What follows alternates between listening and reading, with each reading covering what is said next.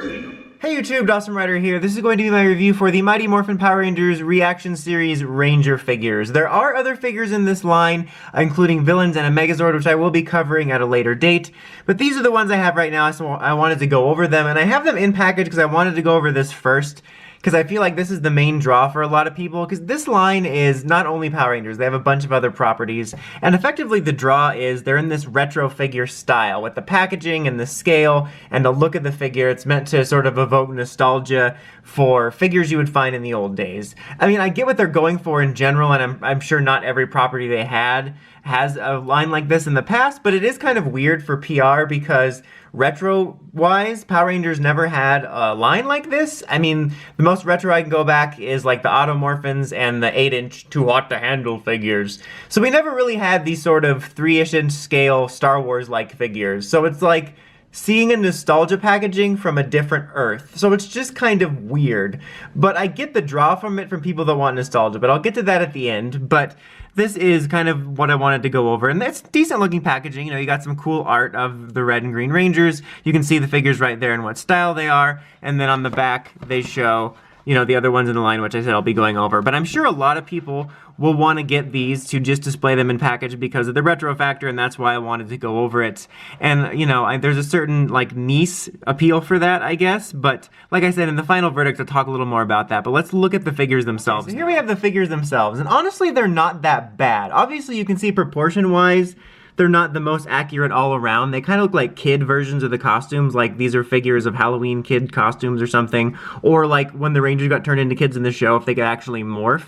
But detail-wise, they don't look bad. The paint's actually pretty good on them. It's kind of hard to mess up MMPR red and the other main ones because you really only need the primary color and then white, but it looks good. It looks vibrant. The gold looks good on MMPR green, and even Red's helmet, like no joke, is one of the more accurate ones. That's been kind of a reoccurring bit in MMPR red figures that I've taken a look at, and it's often the helmet that has gotten wrong. In fact, they're having to redo the lightning sculpt, and despite this being kind of a stylized retro-y figure, it has one of the more accurate head sculpts, and it even has the accurate white border on it, which they usually make it silver, so that's actually not bad. But they're not going to be the most accurate figures if you're looking for, like, oh, I want something that kind of looks like they do in the show. That's not what these look like. But, like, paint-wise, honestly, they're not bad. Honestly, they're better than I expected. And so, yeah, there's that. Articulation-wise, there's really not a whole lot to it. They can just kind of move their arms and legs back and forth like they're about to, like, army march. I was trying to think of the word. I was going to say crawl, but march is the better word. And then they can move their heads. So these aren't going to be for articulation either because that's not what they're going for.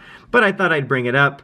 Something else that's kind of impressive is their accessories. I mean, they both include exactly what you would need, and they're all decently painted. Red, you have both versions of the Blade Blaster, which is pretty solidly painted. You also have a mini little power sword, which is also solidly painted, which I'm just surprised and kind of impressed with. I mean, I guess it is a little bit of an expensive figure, all things considered, but I just find it funny that these little figures have better painted weapons, and in some cases more weapons than more expensive figures or bigger figures in which you'd expect to have better painted weapons as well as more weapons.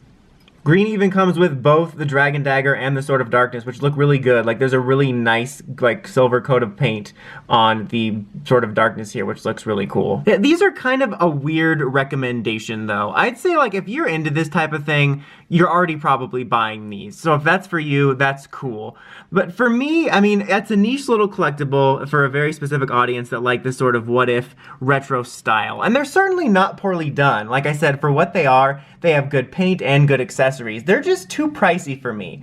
What holds it back is there's just so much of a saturation of MMPR merchandise. I'm not exactly excited for a retro throwback of a figure that never really existed, even if they're kind of solid, especially for the expensive price.